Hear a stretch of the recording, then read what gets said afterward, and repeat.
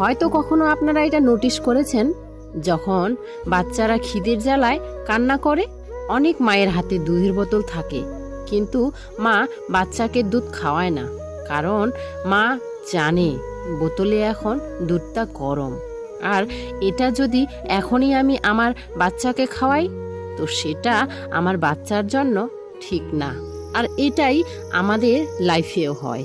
আমরাও তো ভগবানের কাছে চাই, তাই না? আর যখন সেটা আমরা পাই না, মন খারাপ করি, কান্নাকাটিও করি, কিন্তু ভগবান না সব জানেন কি কোন জিনিসটা আমাদের কখন দিতে হবে আর কখন না।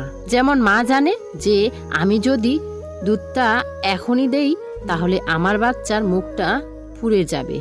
এইভাবে আপনি ভগবানের প্রতি বিশ্বাস রাখুন, উনি আপনার ইচ্ছা ঠিক সময় আসলে অবশ্যই পূরণ করবেন।